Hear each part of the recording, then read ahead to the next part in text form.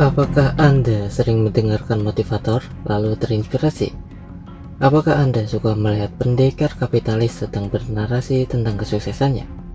Seketika berefek semangatmu langsung membara, lalu menuruti perintahnya, dan yang terjadi malah belum sukses seperti dirinya.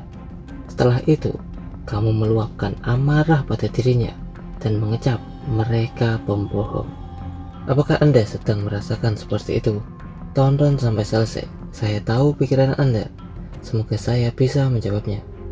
Jika ada seorang motivator, influencer, seseorang siapapun itu mengucapkan tentang kesuksesannya, itu karena merasa bahwa ucapannya dapat menjadikan manusia lebih baik, dirasa bisa bermanfaat bagi sesama, dan dapat memberikan semangat untuk Anda. Meskipun jika terdapat di dalam narasinya kurang detail, jelas, bahkan kurang spesifik, jangan kita langsung mengecap bahwa mereka salah. Tak ada kebenaran yang benar-benar murni, semurni matahari naked, kecuali jika ia menawarkan produk semacam judi. Itu baru iblis itu tensi, yang harus segera dicap buruk dan segera disegel. Kesuksesan itu dinamis dan penuh kompleksitas. Jika ingin mengetahui kepastian, Anda tidak akan mendapatkan jawaban pasti tentang itu. Mau tahu yang pasti? Yang pasti di dalam hidup adalah kematian. Perjalanan perjuanganmu untuk menuju apapun yang ada di dalam otakmu itu akan berbeda jalurnya. Ya balik lagi, setiap individu berada pada posisi yang berbeda. Dan jika di dalam perjalanan yang sudah panjang kamu lalui itu belum mendapatkan apa yang ada dalam mungkin Sukoyomi pikiran Anda, jangan menyalahkan orang lain hanya karena sudah menceritakan inspirasi yang sepotong, motivasi secuil, kisah sukses yang bias, atau hanya menampilkan yang cemerlang saja. Jangan menyalahkan. Menyalahkan hanyalah pecundang. Anda pasti sudah paham bedanya menyalahkan dengan mengkritik. Tak perlu dijelaskan. Kita tahu saat ini dunia sudah kapitalisme sejati. Orang-orang bukan hanya berpakem kualitas, akan tetapi memikirkan pula kuantitas juga kualitas.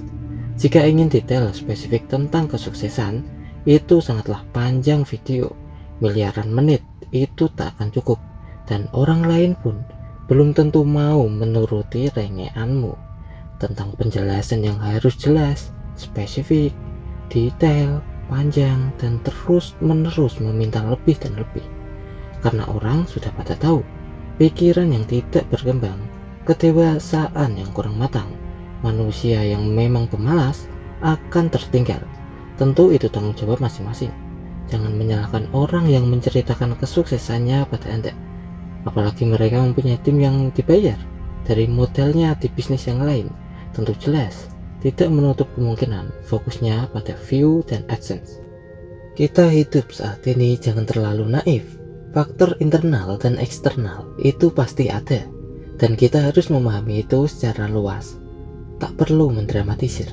Artinya, belum tentu orang menceritakan warisan orang tuanya, warisan relasi saudara, warisan bayar luar negeri, keberuntungan lingkungan, keajaiban momentum, perlengkapan modern sejak kecil, suplai modal terus-menerus, siapa dibalik investor kakap di belakangnya, cekaukan informasi top yang di atas umurnya 2 digit, bahkan tak perlu menunjukkan merek vitamin sekaligus apa doping otaknya dan sebagainya. Anda tidak akan mendapatkan urutan perjalanan pasti tentang semua lika-likunya. Jika kamu terus memaksanya, maka akan terjawab dengan kata carilah sendiri. Itu artinya jangan belajar hanya bergantung pada video orang lain, jangan pula hanya dari buku, tetapi belajarlah dari setiap tindakanmu. Belajar dan praktek sepanjang hidup.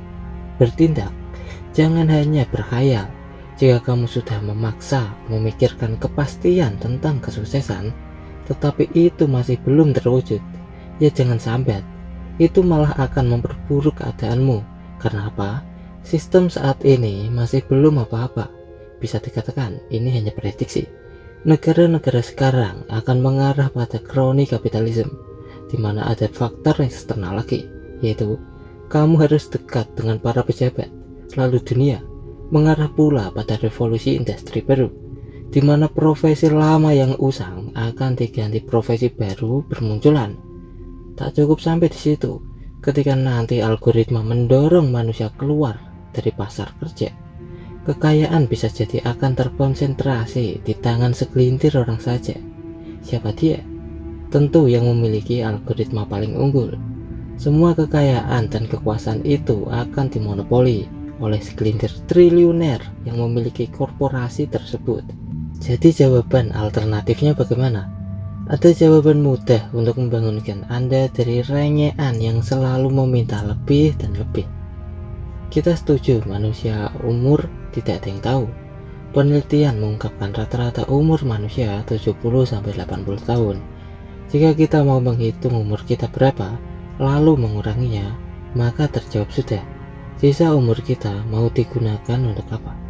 Jadi, gunakanlah umurmu untuk sambat, untuk merengek terus-menerus, untuk mengeluh terus-menerus, sampai berada di ambang revolusi penting manusia dalam bahaya, yaitu manusia bisa saja kehilangan nilai mereka ketika intelligence mengarah pada perpisahan consciousness.